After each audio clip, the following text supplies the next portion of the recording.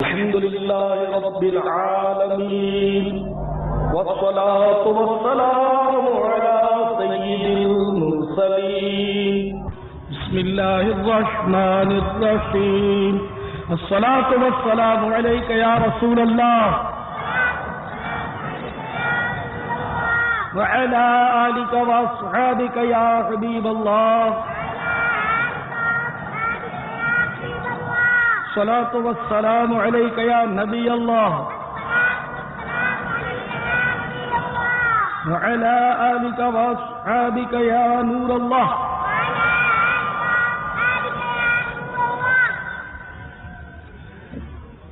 حضرت علامہ حافظ سخاوی رحمۃ اللہ تعالی علیہ القول البدیع میں نقل کرتے ہیں کہ ایک شخص نے خواب میں ایک خوفناک اور بدصورت بلا دیکھی۔ اس شخص نے پوچھا کہ تو کیا بلا ہے؟ تو اس بلا نے بتایا میں تیرے برے عمل ہوں۔ تو پوچھا تجھ سے نجات کس طرح پائی جا سکتی ہے؟ تو بلا نے بتایا کہ رحمت عالم نور مجسم شاہ بنی آدم رسول اکرم شفیع امم صلی اللہ تعالی علیہ وسلم پر درود کی کثرت کیا کرو۔ صلو علی الحبیب اللہم صلی وسلم مبارک علی سیدنا ومولانا محمد النبی الامی الحبیب العالی القدر العظیم الجاہ وعلی آلہ وصحبہ وبارک وسلم۔ پیارے پیارے اسلامی بھائیوں اور مجھے پردے میں رہ کر سننے والی اسلامی بہنوں، نگاہیں نیچی کیے توجہ کے ساتھ بیان سنیے اور اس کی خوب خوب برکتیں لوٹیے کہ لاپرواہی کے ساتھ ادھر ادھر دیکھتے ہوئے بیان سننے سے اس کی برکتیں زائل ہونے کا اندیشہ ہے۔ بعض کی یہ عادت ہوتی ہے کہ چٹائی کے تنکے توڑتے ہیں، دریوں کے دھاگے نوچتے ہیں، انگلی سے کچھ زمین پہ لکھتے ہیں، یہ بھی غفلت کی علامت ہے اور اس طرح بھی مطلب بیان کی برکتیں زائل ہونے کا اندیشہ ہے، لہذا بالکل توجہ کے ساتھ بیان سماعت فرمائیں۔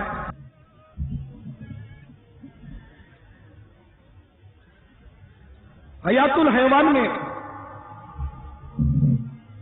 نقل ہے کہ حضرت سیدنا ابوبکر شبلی رحمت اللہ تعالی علیہ یہ بہت بڑے بزرگ ہیں، حضور سیدنا غوث اعظم رضی اللہ تعالیٰ عنہ کے مشائخ میں سے ہیں اور آپ کا مزار پرانوار بغداد معلیٰ میں۔ چنانچہ حضرت سیدنا شبلی رحمت اللہ علیہ کو انتقال کے بعد کسی نے خواب میں دیکھ کر پوچھا ما فعل اللہ بکا، اللہ تبارک و تعالیٰ نے آپ کے ساتھ کیا معاملہ کیا؟ انہوں نے کہا مجھے اللہ تعالیٰ نے اپنے سامنے کھڑا کیا اور ارشاد فرمایا کہ میں نے تمہیں بخش دیا۔ جانتے ہو کیوں بخشا؟ عرض کیا میں نے نمازیں ادا کی، روزے رکھے، شاید تم نے اس وجہ سے بخشا ہو۔ ارشاد فرمایا کہ تمہیں یاد ہے کہ ایک بار تم بغداد کے ایک کوچے سے گزر رہے تھے اور سخت سردیوں کے دن تھے، تمہیں ایک بلی نظر پڑی، تم نے رحم کھا کر اس بلی کو اپنی پوستین میں رکھ لیا تھا۔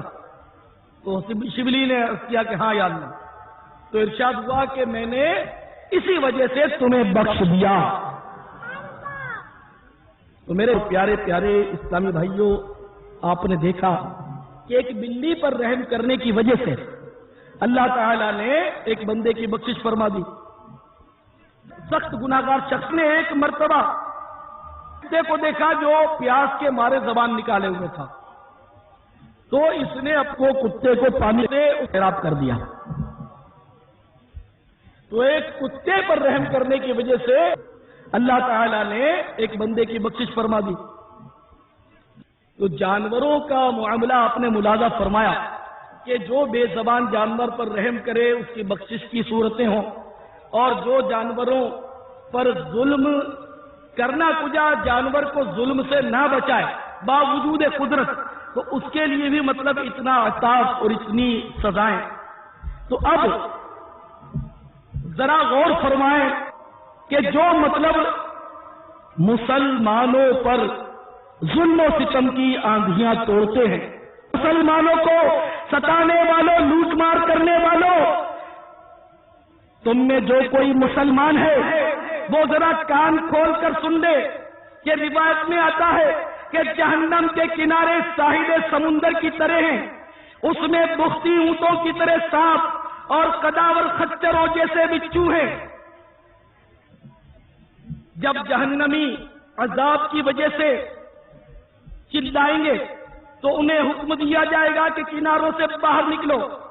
جیسے ہی وہ وہاں سے نکلیں گے تو سانپ ان کے ہونٹوں اور چہروں سے ان کو پکڑ لیں گے اور ان کی کھال اتار دیں گے۔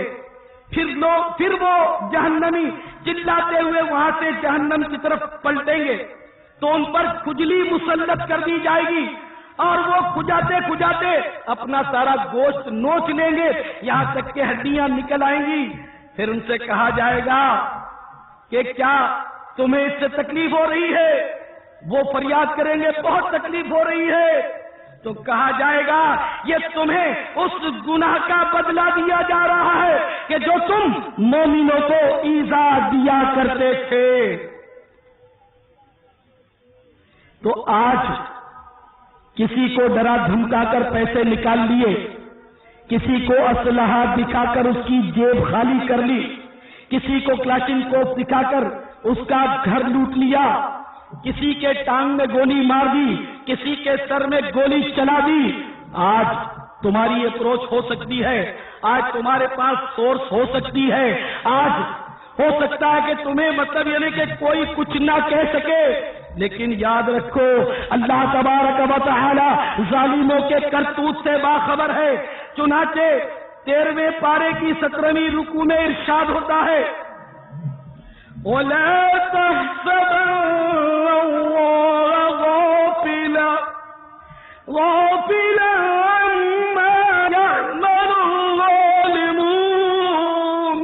ترجمہ کنز ایمان اور ہرگز اللہ عز و جل کو بے خبر نہ جاننا ظالموں کے کام سے۔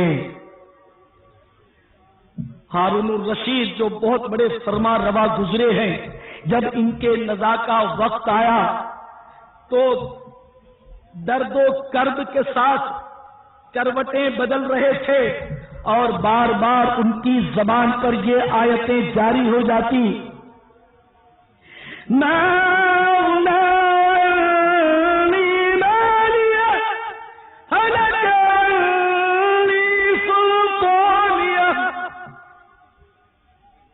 افسوس مجھے کام نہ آیا میرا مال، میرا سارا زور جاتا رہا۔ تو اے دہشت گردی کا بازار گرم کرنے والوں، اے ظلم و ستم کی آندیاں چلانے والوں، اے مسلمانوں کا سکون برباد کرنے والوں، اے ڈکیتیاں کرنے والوں، چوریاں کرنے والوں، اے اسلحے کے بلبوتے پر مسلمانوں کو خوفزدہ کرنے والوں، آج کوئی بات نہیں، تمہارا کوئی نام لینے والا نہیں، لیکن یاد رکھو موت تمہارا سارا غرور توڑ کر رکھ دے گی۔ قبر تمہیں گہری زمین میں، تمہیں گہری قبر میں جب دفن کر دیا جائے گا، اگر اللہ تبارک و تعالی ناراض ہو گیا، اس کے پیارے محبوب صلی اللہ تعالی علیہ وسلم روٹھ گئے، تو تمہیں قہر و غضب سے تمہارا اسلحہ نہیں بچا سکے گا، تمہیں تمہاری سورس نہیں بچا سکے گی، تمہاری رشوت تمہاری خلاصی نہیں کروا سکے گی۔ اگر اللہ تعالی ناراض ہو گیا تو کیا کرو گے؟ اے مسلمانوں کی حق تلفی بہت ہی سخت جرم ہے۔ اللہ کے پیارے محبوب دانائے غیوب صلی اللہ تعالی علیہ وسلم کا اسوہ حسنہ تمہارے سامنے ہے، ذرا غور تو کرو کہ ایک موقع پر اللہ کے محبوب دانائے غیوب صلی اللہ تعالی علیہ وسلم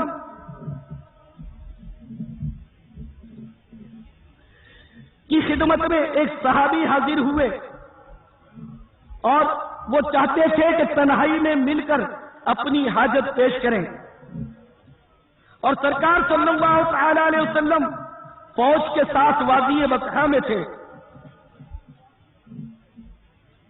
اور رات بھر لشکر کے گرد چکر لگاتے رہتے یہاں تک کہ صبح کے آثار نمایاں ہو جاتے اور واپس آ کر صبح کی نماز پڑھتے۔ ایک رات آپ نے اسی طرح چکر نہ لگایا یہاں تک کہ صبح صادق ہو گئی۔ پھر آپ سواری پر سوار ہوئے تو اس شخص نے سواری کی مہار پکڑ لی اور عرض کیا یا رسول اللہ صلی اللہ تعالی علیہ وسلم، مجھے آپ سے ایک ضروری کام ہے۔ ارشاد فرمایا کہ مجھے مت روکو، مگر اس نے مہار نہیں چھوڑی۔ تو پیارے آقا میٹھے میٹھے مصطفیٰ صلی اللہ تعالی علیہ وسلم نے آہستہ سے اس کو چابک مار دیا اور نماز فجر ادا کرنے کے لیے چلے گئے۔ جب فارغ ہوئے تو لوگوں کی طرف توجہ فرمائی اور ارشاد فرمایا کہ وہ شخص کہاں جس کو میں نے ابھی چابک مارا تھا؟ اگر آپ لوگوں میں وہ موجود ہے تو وہ کھڑا ہو جائے۔ چنانچہ وہ شخص لرزتا ہوا یہ کہتا ہوا کھڑا ہو گیا کہ میں اللہ عز و جل اور اس کے رسول صلی اللہ تعالی علیہ وسلم کی پناہ چاہتا ہوں۔ سرکار صلی اللہ تعالی علیہ وسلم نے اسے قریب آنے کے لیے فرمایا۔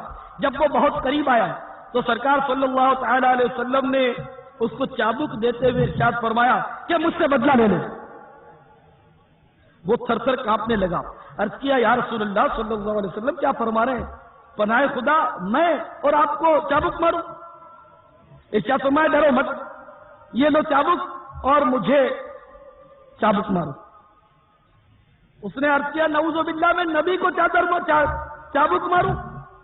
ارشاد فرمایا کہ اگر نہیں مارتے ہو تو پھر مجھے معاف کر دو۔ چنانچہ اس نے عرض کیا یا رسول اللہ صلی اللہ علیہ وسلم میں نے معاف کیا۔ پھر میرے آقا میٹھے میٹھے مصطفیٰ صلی اللہ تعالی علیہ وسلم نے جو کچھ ارشاد فرمایا اسے گرے میں باندھ لو۔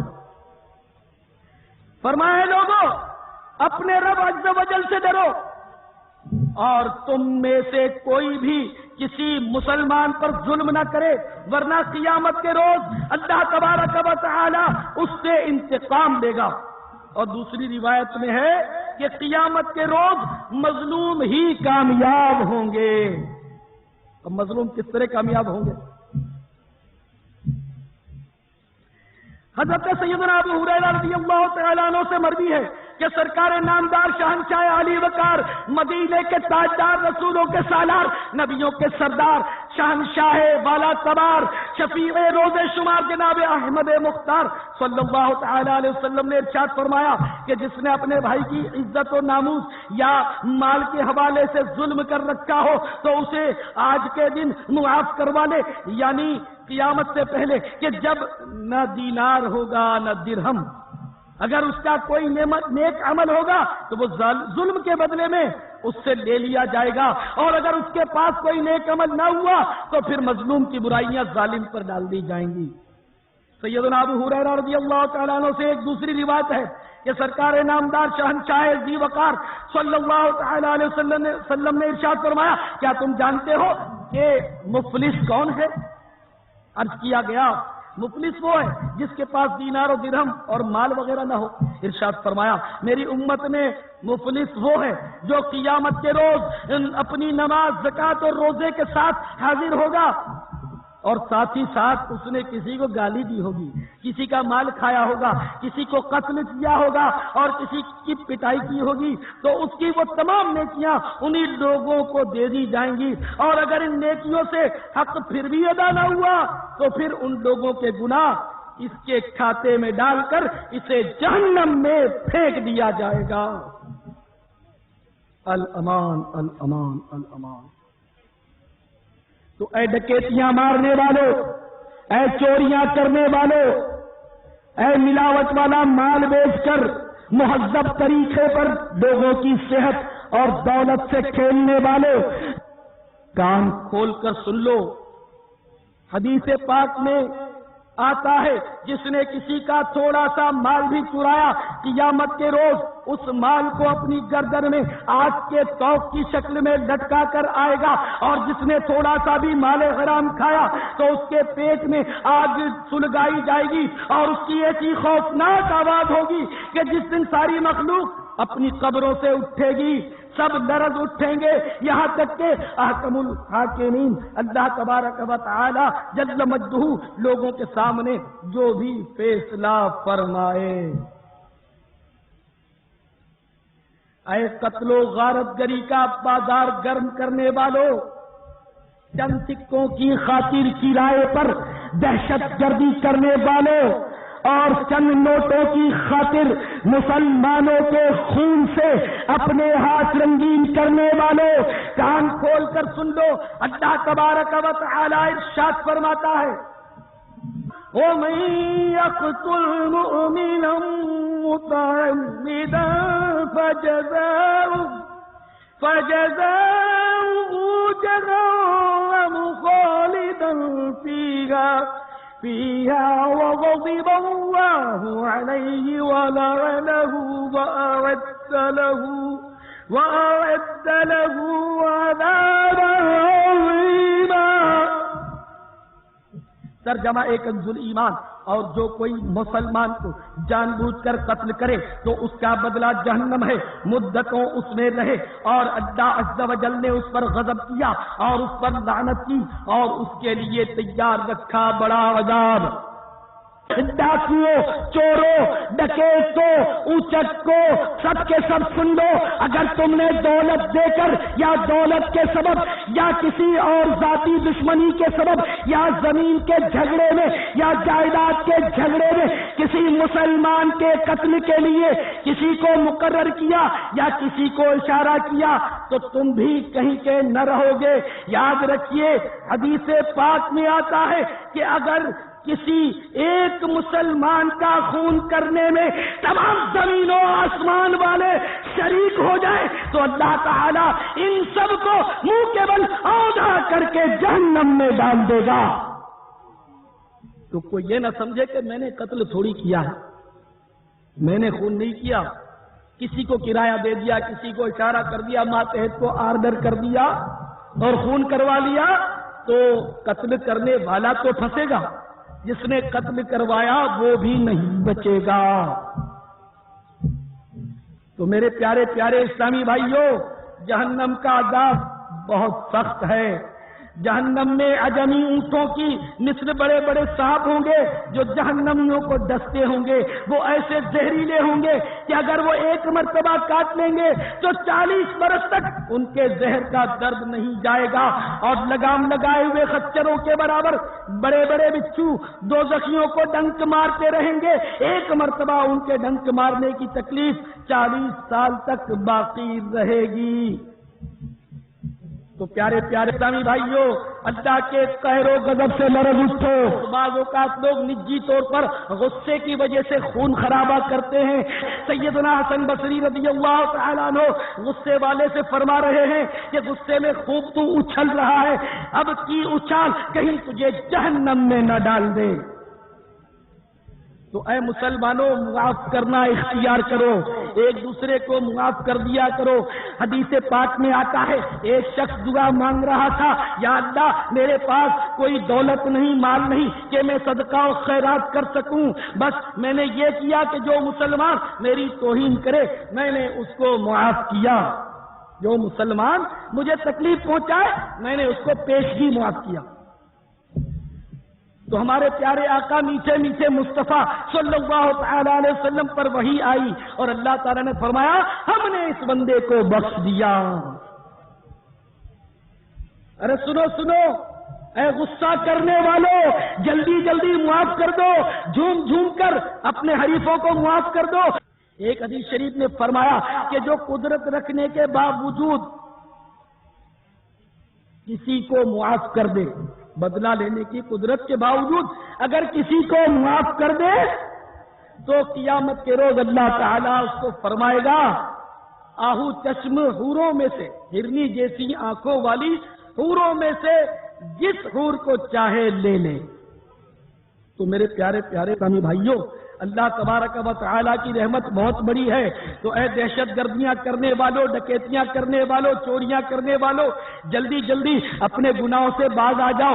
جن جن کے حقوق العباد تم نے تلف کیے، جن کو لوٹا کھسوٹا، ان کو راضی کر دو، ان کا مال لوٹا دو۔ جن کا تم نے قتل و غارت گری کی، ان کے عزیزوں سے قصاص کی صورتیں کر لو۔ بے شک اگر گردن بھی اس صورت میں مار دی جاتی ہے تو آپ کے لیے خدا کی قسم بہت آسانی ہے اس سے کہ تمہیں تمہارا حریف مار دے۔ ہوتا یہی ہے کہ جو ایک کو گولی مارتا اس کا عزیز اس کو گولی مارتا، پھر اس کا عزیز اس کو گولی مارتا ہے۔ اور بالکل زمانے جاہلیت میں جس طرح کا سلسلہ تھا کہ نسلاً بعد نسل انتقام لیا جاتا تھا، بدقسمتی سے مسلمانوں میں یہ بلا اب بہت گھس گئی ہے۔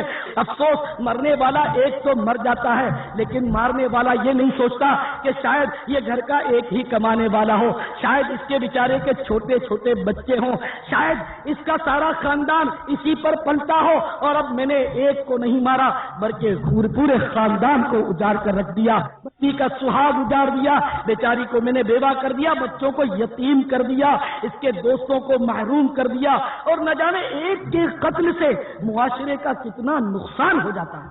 اور اگر بندہ مرا نہیں زخمی ہو گیا تو بیچارہ بعض اوقات عمر بھر کے لیے معذور ہو جاتا ہے، اور اگر یہ بھی ایک ہی کمانے والا ہے تو سارے کا سارا خاندان اس کا اجڑ جاتا ہے۔ اور یہ بندہ جب تک بیچارہ زندہ رہتا ہے لوگوں کے ٹکڑوں پر، لوگوں کی ٹھوکروں پر اور حقارتوں پر جیتا ہے۔ تو اے مسلمانوں، جلدی جلدی توبہ کر لو، جلدی جلدی توبہ کر لو۔ اللہ کی رحمت بہت بڑی ہے، اللہ تعالیٰ کی رحمت کے دروازے کھلے ہوئے ہیں، اللہ تعالیٰ گناہوں کو معاف کرنے والا ہے۔ ہاں ہاں سن لو، اللہ تعالیٰ کی رحمت پکار پکار کر کہہ رہی ہے، قُلْ يَا عِبَادِيَ الَّذِينَ أَسْرَفُوا عَلَىٰ أَنفُسِهِمْ لَا تَقْنَطُوا مِن رَّحْمَةِ اللَّهِ إِنَّ اللَّهَ يَغْفِرُ الذُّنُوبَ جَمِيعًا۔ ترجمہ کنزُ الایمان، تم فرماؤ اے میرے وہ بندو جنہوں نے اپنی جانوں پر زیادتی کی، اللہ عز و جل کی رحمت سے نا امید نہ ہو، بے شک اللہ عز و جل سب گناہ بخش دیتا ہے، بے شک وہی بخشنے والا مہربان ہے۔ مزید آگے ارشاد فرمایا، وَأَنِيبُوا إِلَىٰ رَبِّكُمْ وَأَسْلِمُوا لَهُ مِن قَبْلِ أَن يَأْتِيَكُمُ الْعَذَابُ ثُمَّ لَا تُنصَرُونَ۔ طرح طرح کی زیادتیاں کرنے والوں، اگر تمہارا ایمان برباد ہو گیا تو کیا کرو گے؟ ترجمہ کنزُ الایمان، اور اپنے رب کی طرف رجوع لاؤ اور اس کے حضور گردن رکھو قبل اس کے کہ تم پر عذاب آئے پھر تمہاری مدد نہ ہو۔ تو اللہ تبارک و تعالی ہمارے حال پر رحم فرمائے، اور اے کاش ہم ایک دوسرے کے حقوق العباد معاف کر دیں۔ میں آپ سب بھائیوں کو اور جو اسلامی بہنیں مجھے پردے میرے کر سن رہی ہیں ان سے بھی آخر میں درخواست کرتا ہوں کہ بہت ساروں کو مجھ سے واسطہ پڑا ہوگا، بڑے مراسم میں بڑی ملاقاتیں ہیں، بارہا ایسا بھی ہوا ہوگا کہ بھیڑ بھاڑ کی وجہ سے یا بے توجہی کی وجہ سے میں نے کسی کا دل دکھا دیا ہو، کسی کو کچھ کہہ سن لیا ہو، یا کسی کی رقم ہو سکتا ہے میں قرضہ لے کر بھول گیا ہوں، مجھے یاد نہ رہا ہو۔ بہرحال یہ کہ جو بھی حقوق العباد میں نے آپ کے تلف کیے ہوں، کبھی بھی میری وجہ سے آپ کا دل دکھا ہو تو اے اسلامی بھائیوں اور مجھے پردے میں رہ کر سننے والی اسلامی بہنوں، سب کے سب اللہ کے لیے مجھے معاف کر دو۔ امید ہے کہ آپ سب مجھے معاف کر چکے ہوں گے۔ رام قرضہ، تو اگر قرضہ کسی کا میں لے کے بھول گیا ہوں تو مجھے یاد دلا کر لے لیں، جیسے اول تو مجھے یاد نہیں آ رہا، میں نے احتیاطاً عرض کیا تو مجھ سے وصول کر لیں۔ کوئی سا حق رہ گیا ہو، دل دکھایا ہو، جو بھی کیا ہو، اگر آپ معاف کرنا نہیں چاہتے تو میرے جیتے جی مجھ سے بدلہ لے لیں، مجھے آخرت میں بدلہ آپ مجھ سے طلب مت کرنا، آپ کا بڑا احسان ہوگا۔ اگر کسی ایسے شخص کو آپ جانتے ہو جو مجھ سے ناراض ہو تو میرے اسی بیان کے حوالے سے اس کو بھی ہاتھ جوڑ کر راضی کر لینا کہ اللہ تعالیٰ مجھے قیامت کی پکڑ سے محفوظ فرما دے۔ رہا میرا معاف کرنا تو الحمدللہ میرا وصیت نامہ چھپا ہوا ہے، اور اس میں نے یہ وصیت بھی کر دی ہے کہ اگر کوئی مجھے مارے، کوئی گالی دے، مجھے کوئی ضرب کرے، مجھے کوئی زخمی کرے، میں نے اس کو پیشگی معاف کر دیا ہے، اور اگر بالفرض کو مجھے قتل کر دے تو میری طرف سے یہ بھی اس کو معاف ہے۔ اور اپنی اولاد سے بھی التماس ہے، اپنے ورثاء سے بھی التجا ہے کہ وہ بھی اس کو معاف کر دیں، اور قیامت کے روز اللہ تعالیٰ نے محبوب کے صدقے میں اگر جنت کا کوئی کونا نصیب کر دیا تو اپنے قاتل یعنی اپنے مجھے شہادت کا جام پلانے والے کو انشاءاللہ جنت میں ساتھ لیتا جاؤں گا، بشرطے کہ میرا قاتل ایمان پر دنیا سے رخصت ہوا ہو۔ اس طرح کا وصیت نامہ میرا چھپا ہوا الحمدللہ۔ دنیا میں آئے ہیں تو مرنا پڑے گا، میں نہیں چاہتا کہ کوئی دشمنی مجھ پر اتارے اور خدا نہ کرے میری وجہ سے جہنم میں چلا جائے۔ اور میں نے ابھی حدیث سنائی تھی آپ کو کہ معاف کرنے کے فضائل بہت ہیں، تو انشاءاللہ مرنا تو ہے، اگر شہادت کی موت ملتی ہے زہ نصیب مدینے میں شہادت ملے تو سبحان اللہ۔ بہرحال اللہ تعالیٰ میرے حق میں بہتر کرے، آپ کی بھی حفاظت فرمائے، آپ کے صدقے میں مجھے بھی اللہ تعالیٰ دین کی خدمت کے لیے زندہ کرے، اگر زندہ رکھے، اگر دین کی خدمت میری قسمت سے ختم ہو رہی ہے تو اللہ تعالیٰ ایک سانس بھی مجھے دنیا میں اس طرح بیکار زندہ نہ رکھے، مجھے اللہ تعالیٰ ایمان پر شہادت کی موت نصیب کر دے۔ بیچے میں دیکھتا ہے بھائیو، انشاءاللہ آپ کی خدمت میں چند بہت ہی مفید باتیں عرض کرنے لگا ہوں، کوئی لمبا چوڑا بیان نہیں کر رہا نا، بہت مفید باتیں۔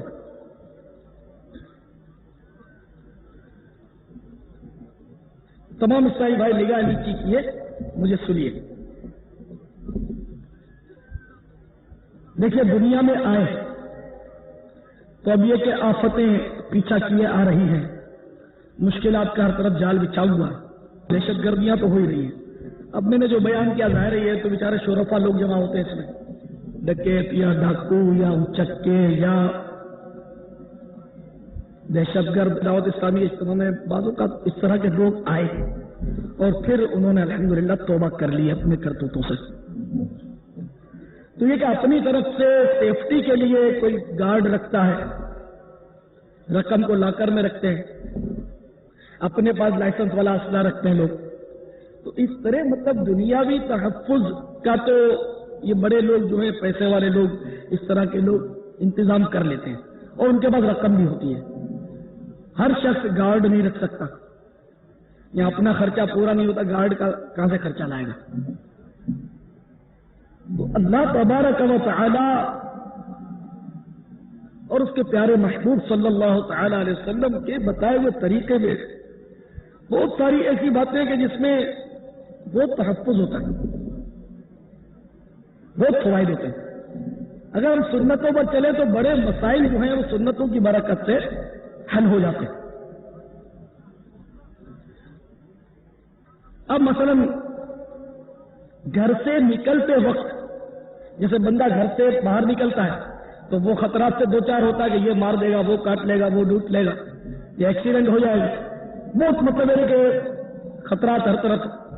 تو اگر گھر سے نکلتے وقت ہی بندہ جو ہے محتاط ہو جائے اور سنت کے مطابق نکلے تو کیا بات ہے۔ چنانچہ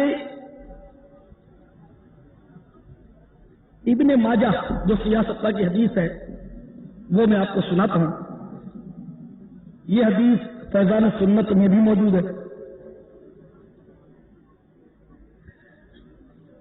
تو گھر سے جب نکلے تو یہ دعا پڑھنی ہوتی ہے، بسم اللہ توکلت علی اللہ لا حول ولا قوت الا باللہ، وہ اتنی سی دعا ہے، بسم اللہ توکلت علی اللہ لا حول ولا قوت الا باللہ۔ اس کی فضیلت اتنی زبردست ہے کہ یہ دعا اگر گھر سے باہر نکل کر بندہ پڑھ لے تو انشاءاللہ دہشت گرد جو گلی بدل دے گا دیکھ کر ہی، اور ڈاکو چھوڑ کے انشاءاللہ بھاگ جائے گا آپ کو، مگر یہ کہ آپ کا اعتقاد سچا ہو اور اس پر عمل مسلسل ہو۔ چنانچہ رحمت عالم نور مجسم شاہ بنی آدم رسول اکرم شفیع امم صلی اللہ تعالی علیہ وسلم نے ارشاد فرمایا، جب آدمی اپنے گھر کے دروازے سے باہر نکلتا ہے تو اس کے ساتھ دو فرشتے مقرر ہوتے ہیں۔ جب وہ آدمی کہتا ہے بسم اللہ تو وہ فرشتے کہتے ہیں تو نے سیدھی راہ اختیار کی، اور جب انسان کہتا ہے لا حول ولا قوت الا باللہ تو فرشتے کہتے ہیں اب تو ہر آفت سے محفوظ ہو گیا۔ جب وہی بندہ کہتا ہے توکلت علی اللہ تو فرشتے کہتے ہیں اب تجھے کسی اور کی مدد کی حاجت نہیں۔ اس کے بعد اس شخص کے دو شیطان جو اس پر مسلط ہوتے ہیں وہ سے ملتے ہیں، تو فرشتے کہتے ہیں اب تم اس کے ساتھ کیا کرنا چاہتے ہو؟ اس نے سیدھا راستہ اختیار کیا، تمام آفتوں سے محفوظ ہو گیا اور اللہ کی امداد کے علاوہ دوسرے کی امداد سے بے نیاز ہو گیا۔ تو آپ نے ملاحظہ فرمایا کہ اتنی سی دعا ہے جو گھر سے باہر نکلتے وقت آدمی پڑھ لے، بسم اللہ لا حول ولا قوت الا باللہ توکلت علی اللہ، تو کتنے اس کے فوائد ہیں کہ سیدھی راہ بھی اختیار کرتا ہے، فرشتہ اس کو کہتا ہے تو نے سیدھی راہ اختیار کی، اور پھر کہتا ہے کہ تو ہر بلا سے آفت سے محفوظ ہو گیا اور اللہ کے سوا دوسرے کی مدد سے بے نیاز ہو گیا۔ تو کیوں نہ یہ دعا ہم سب یاد کر لیں، جب بھی دعا پڑھیں تو یہ قاعدہ یاد رکھیں کہ اول آخر درود شریف پڑھنا چاہیے، ورنہ یہ دعا جو ہے یہ زمین اور آسمان کے درمیان معلق رہتی ہے، میں قبولیت کا درجہ نہیں حاصل کرتی۔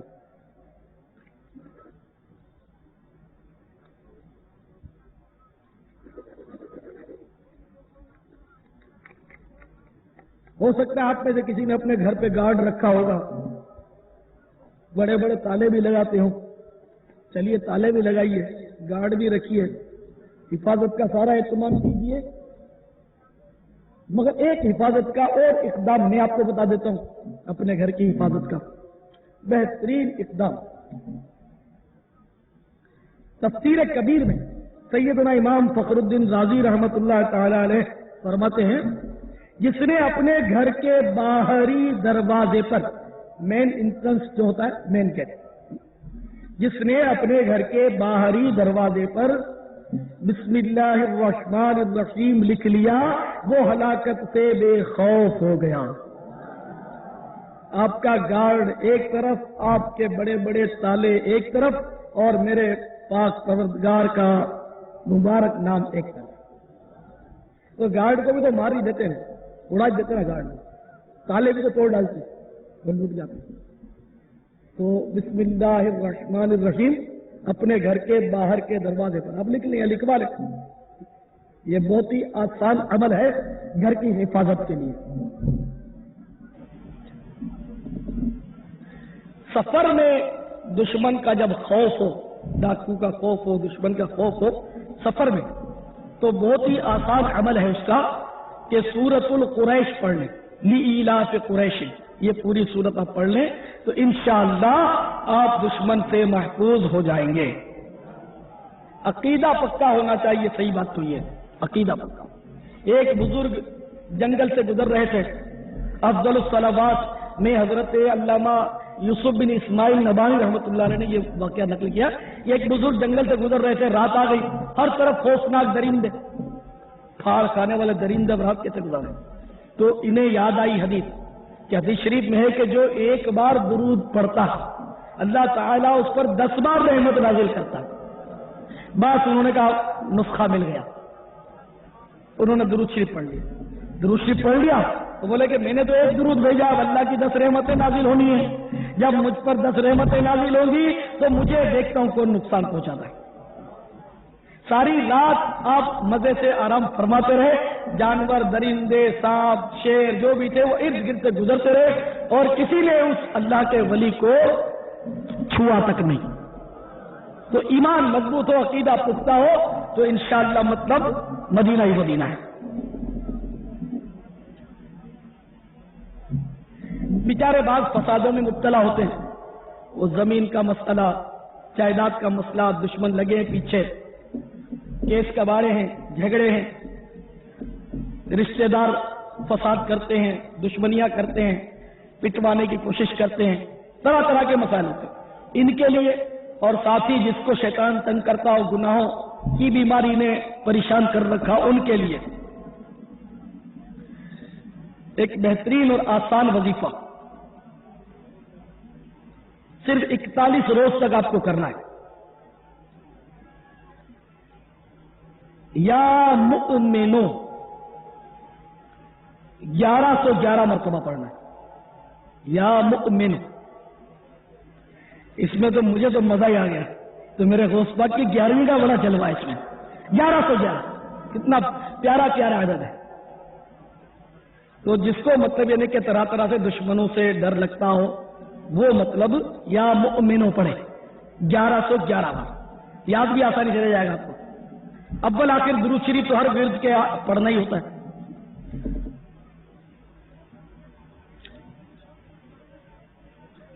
اسی طرح دشمن سے بچنے کے لیے ایک اور بھی بہت پیارا عمل ہے. فجر کے بعد یا رات سوتے وقت اول آخر 11 بار درود شریف پڑھ لیں اور پھر 100 مرتبہ پڑھیں بسم اللہ الرحمن الرحیم نصر من اللہ وفتح قریب. ظالم جس کے پیچھے لگے ہوں، حاسد حسد کرتے ہوں، جیسے لوگ کاروبار پہ اٹیک کرتے ہیں، دشمنیاں کرتے ہیں، دشمن پیچھے لگتے ہیں، ان کے لیے نیز اپنا جائز حق وصول کرنے کے لیے کسی نے مال دبا لیا، کسی نے قرضہ دبا لیا. یہ اکثر شکایت ہوتی ہے کہ لوگ قرضہ نکالتے ہی نہیں ہے، لے کے رکھ لیتے ہیں، اور پارٹی جو ہے وہ بالکل یعنی کہ جس کا دیوالیہ نکل جاتا ہے خود بیچاری کسی کا کھاتی نہیں ہے. لیکن ہوتا یہ کہ اس کی رقم کسی نے دبا لی وہ دیتا نہیں، تو اس نے کسی کا قرضہ لے لیا، آپ قرض کو تنگ کر رہے ہیں، اور جس سے لیا وہ نکالتا نہیں، تو یوں پارٹی کا دیوالیہ ہوتا ہے بساؤ کا. تو اس طرح کی اگر کوئی مصیبت ہے اور ظالموں کا اور دہشت گردوں کا خوف ہے، یا چٹھی بھیج دی ہے دہشت گرد نے کہ اتنے دے دو ورنہ اٹھا لیں گے بچہ، تو انشاءاللہ صدق نیت سے اللہ کی رحمت پر بھروسہ کرتے ہوئے یہ عمل کیجئے، انشاءاللہ بیڑا پار ہے. 2 رکعت نفل ادا کریں اور اس کے ہر سجدے میں 3 مرتبہ سبحان ربی الاعلی حسب معمول کہنے کے بعد 75 بار یا مذلو پڑھیں. یہ چاروں سجدے میں پڑھنا ہے. 2 رکعت نفل ادا کرنے اور ہر سجدے میں سبحان ربی الاعلی 3 بار کہنے کے بعد یا مذلو 75 بار. اس طرح 200 بار ہو جائے گا، 300 بار ہو جائے گا. یا مذلو، یہ مذلو ہے زال، یا مذلو، تو انشاءاللہ مدینہ ہی مدینہ ہوگا انشاءاللہ. اب یہ میں نے آپ کو اعمال بتائے. اب ظاہر ہے کہ حافظہ اتنا تیز تو ہے نہیں کہ یاد رہ جائے. اب ہر ایک نے قلم تو پکڑا نہیں ہے کہ لکھ لے. حالانکہ حضرت انس رضی اللہ تعالیٰ عنہ فرماتے ہیں قید العلم بالکتابہ، علم کی بات لکھ کر قید کر لو. لیکن بہرحال یہ سوچ نہیں ہے. دنیا کی بات بہرحال لکھ کر لو، قید ضرور کرتے ہیں کہ کاپیوں کی کاپیاں بھر دیتے ہیں. اللہ کرے وہ دور آ جائے کہ دین کی بات بھی لوگ لکھنا شروع کر دیں. ہر جمعرات کو فیضان مدینہ محلہ سوداگران سبزی منڈی میں الحمدللہ سنت و برا اجتماع مغرب کے بعد شروع ہو جاتا ہے. آپ اس اجتماع میں ضرور تشریف لایا کریں. آپ اجتماع میں آئے، سنتیں اپنائیں، اس کی برکت سے مسئلے حل ہوتے ہیں. ابھی 3-4 دن کی بات ہے، میرے ساتھ ایک اسلامی بھائی میرے ساتھی رہتے ہیں، وہ بیچ رات میں روٹیوں کی ضرورت پڑی تو روٹیاں نکلنے کے لیے نکلے باہر، تو آگے بڑھے تو وہ کلاشن کو وہ ٹی ٹی والوں نے گھیر لیا. تو ایک نے ان میں سے ہی ایک نے کہا کہ یار مولانا اس کو جانے دو. اس طرح ہٹ گئے، اس کو جانے دیا. ورنہ اگر یہ امامہ سر پہ نہ ہوتا تو آپ جانتے پھر ٹی ٹی اور کلاشن کوف سے کیا نہیں ہو سکتا. میرا تو شاید ایک آدھ دست و بازو مطلب ٹوٹ جاتا میرا ساتھی تھا، قریبی ساتھی. ہمارے ایک اسلامی بھائی حیدرآباد کے ہیں، وہ حیدرآباد سے اپنے گھر کی خواتین کو لے کر حیدرآباد جا رہے تھے. کراچی آئے تو حیدرآباد جا رہے تھے، اور راستے میں ڈاکو نے کچے میں اتار دیا، اسلحہ تان لیا اور لائن میں کھڑا کر دیا. اور ہمارے اسلامی بھائی مبلغ ہیں، وہ امام والے ہیں، مبلغ ہیں. ان کو کہا مولانا آپ ذرا اس طرف آ جائیں اور اپنے گھر کی خواتین کو بھی ذرا اس طرف کر لیں. پھر وہ سب کو بالکل خالی کر دیا ڈاکوؤں نے، سب لوٹ لیا. اور پھر بولا مولانا تکلیف معاف کرنا، دعا میں یاد رکھنا. تو فیضان سنت جاری رہے گا انشاءاللہ. تو آپ بھی ذرا آ کر دیکھو. میں صحیح عرض کرتا ہوں، بہت فوائد ہے. مطلب الحمدللہ سنتوں کی برکت سے دنیا کی آفتیں بھی دور ہوتی ہیں، تو آپ جمعرات کو ضرور ضرور ضرور اجتماع میں تشریف لایا کریں۔